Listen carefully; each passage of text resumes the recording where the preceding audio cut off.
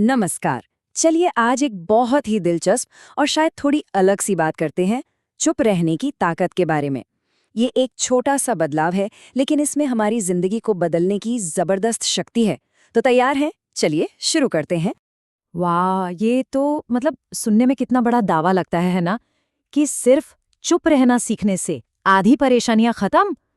क्या क्या वाकई ऐसा हो सकता है? क्या खामोशी में सच में इतनी ताकत है? आइए आज इसी के पीछे का राज जानने की कोशिश करते हैं। तो सबसे पहले ये समझ लेते हैं कि यहाँ चुप रहने का मतलब क्या है। इसका मतलब सिर्फ मुंह बंद करके बैठना नहीं है, नहीं, बल्कि ये एक मौका है अपनी अंदर की ताकत, अपनी जागरूकता और एक गहरी समझ को जगाने का। इसको एक बड़े सिंपल से तरीके से समझते हैं। जब हम बात करते हैं तो वो एक टेबल टेनिस के खेल जैसा है। हमने कुछ कहा, सामने वाले ने जवाब दिया, फिर हमारी बारी, मतलब एक एक्शन रिएक्शन का खेल चलता रहता है। लेकिन जैसे ही हम चुप हो जाते हैं, हम खिलाड़ी से दर्शक बन जाते हैं, और दर्शक बनकर हम पूरे खेल को ज्यादा साफ साफ देख पाते हैं। अच्छा, तो सवाल ये है कि ये जादू होता कैसे है? मतलब सिर्फ चुप रहने से इतना बड़ा बदलाव कैसे? ये कोई बाहरी चुप्पी नहीं है। ये असल में हमारी एनर्जी का एक कमाल का शिफ्ट है, बोलने से सोचने और समझने की तरफ। मतलब हमारी एनर्जी जुबान से दिमाग तक पहुंच जाती है।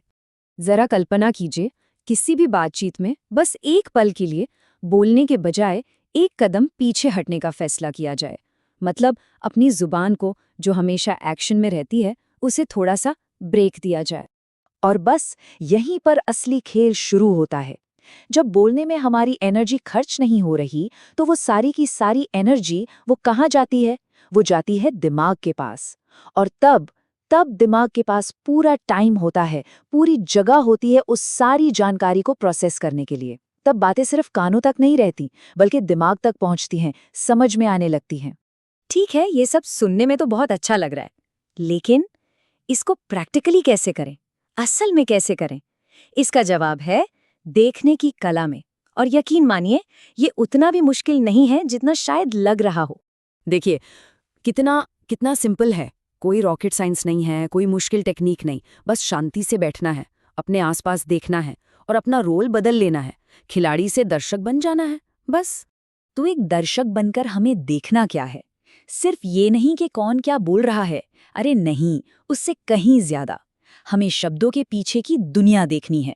कौन क्या कह रहा है, उनके चेहरे के भाव क्या हैं, उनकी बॉडी लैंग्वेज क्या कह रही है, और वो अपनी बात किस अंदाज में रख रहे हैं।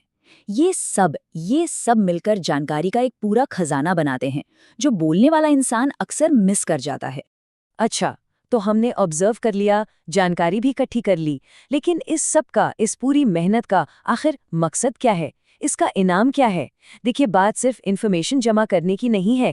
असली मकसद है एक गहरी समझ तक पहुंचना।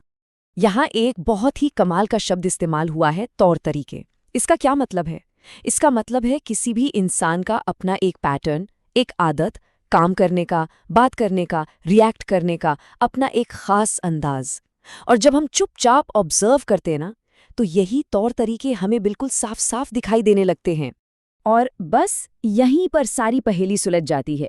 जब हम किसी के तौर तरीके समझने लगते हैं कि वो क्यों और कैसे कोई काम करते हैं, कैसे रिएक्ट करते हैं, तो असल में हम उस इंसान को समझने लगते हैं। सिर्फ उस इंसान को नहीं जो वो दुनिया को दिखा रहा है, बल्कि उस इंसान को जो वो अंदर से है।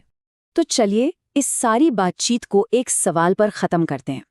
अगली बार जब किसी बातचीत का हिस्सा बने, तो कुछ पल के लिए चुप रहने और सिर्फ ऑब्जर्व करने की कोशिश करके देखें कि शब्दों के अलावा और क्या क्या सुनाई देता है, क्या क्या समझ आता है। हो सकता है जो जवाब मिले